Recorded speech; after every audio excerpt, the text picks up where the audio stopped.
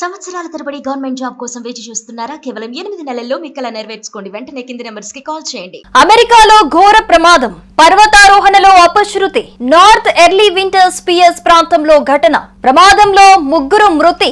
భారత సంతతి టెకీ దుర్మరణం.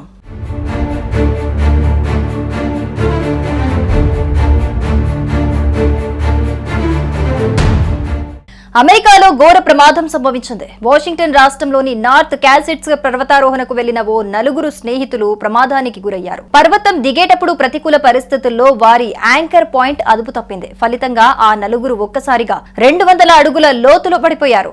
దీంతో భారత సంతతికి చెందిన టెకీ సహా 3 అక్కడికక్కడే ప్రాణాలు కోల్పోయారు. కానీ మరో వ్యక్తి మాత్రం తీవ్ర గాయాల పాలై ప్రస్తుతం ఆసుపత్రిలో చేరి చికిత్స పొందుతున్నాడు.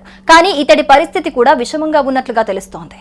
భారత సంతతికి చెందిన 48 ఏళ్ల విష్ణు ఇరిగిరెడ్డి సియాటెల్లోని ప్రముఖ ఎలక్ట్రానిక్ సంస్థ ఫ్లూక్ కార్పొరేషన్ లో ఇంజనీర్ విభాగానికి వైస్ ప్రెసిడెంట్ గా పనిచేస్తున్నారు. తన విలువైన సేవలందించి పేరుగాంచిన నిపుణుల్లో ఒకడిగా గుర్తింపు తెచ్చుకున్నారు.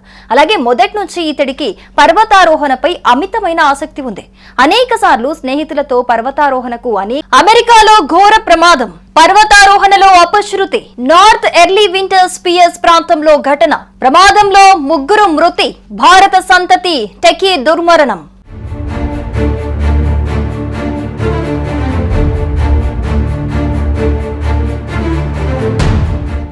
అమెరికాలో ఘోర ప్రమాదం సంభవించింది. వాషింగ్టన్ రాష్ట్రంలోని నార్త్ క్యాసిట్స్ పర్వతారోహణకు వెళ్లిన ఓ 4 స్నేహితులు ప్రమాదానికి గురయ్యారు. పర్వతం దిగేటప్పుడు ప్రతికూల పరిస్థితుల్లో వారి యాంకర్ పాయింట్ అదుపు తప్పింది. ఫలితంగా ఆ 4 ఒక్కసారిగా 200 అడుగుల లోతులో పడిపోయారు.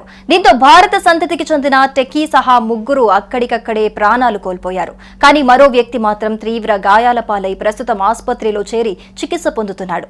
కానీ ఇతడి పరిస్థితి కూడా విషమంగా ఉన్నట్లుగా తెలుస్తోంది.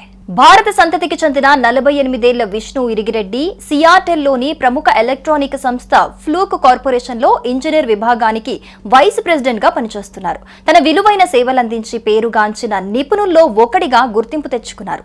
అలాగే మొదటి నుంచి ఇతడికి పర్వతారోహణపై అమితమైన ఆసక్తి ఉంది. అనేక సార్లు స్నేహితులతో పర్వతారోహణకు అనేక ప్రాంతాలకు వెళ్లేవాడు. సియాటెల్లోనే కుటుంబంతో కలిసి జీవిస్తున్న ఈయన ఎప్పట్లాగే గురువారం రోజు ఉదయం తన మరో 3 స్నేహితులైన 63 ఏళ్ల టిమ్ న్యూగెన్, 36 సంవత్సరాల అలెగ్జాండర్ మార్టినేకో, 38 ఏళ్ల ఆంటోన్ సెలీక్ కలిసి పర్వతారోహణ కోసం బయలుదేరారు. నార్త్ ఎర్లీ వింటర్స్ పిఎస్ ప్రాంతానికి చేరుకున్నారు.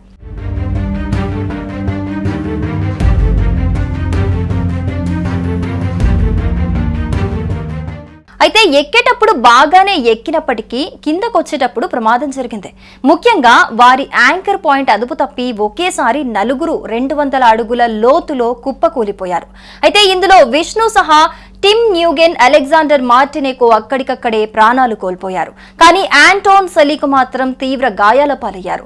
ఎలాగైనా సరే ప్రాణాలు రక్షించుకోవాలని 64 కిలోమీటర్ల మేర నడిచి సురక్షిత ప్రాంతానికి చేరుకున్నారు. ఇతన్ని గుర్తించిన స్థానికులు వెంటనే ఆసుపత్రికి తరలించారు. ఆపై పోలీసులకు సమాచారం అందించగా వారు హుటాహుటిన రంగంలోకి దిగారు.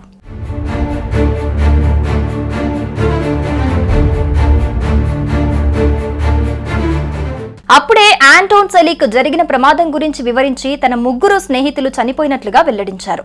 ఇతడి సమాచారంతో రెస్క్యూ బృందాలు రంగంలోకి దిగాయి. హెలికాప్టర్ సాయంతో మృతదేహాలను గుర్తించి ఆసుపత్రికి తీసుకొచ్చారు. ప్రస్తుతం వైద్యులు చికిత్స అందిస్తున్న ఆంటోన్ సెలీక్ పరిస్థితి తీవ్ర విషమంగా ఉన్నట్లు చెప్పుకొస్తున్నారు. అంతర్గతంగా రక్తస్రావమైందని, మెదడు కూడా గాయాలయ్యాయని వివరించారు.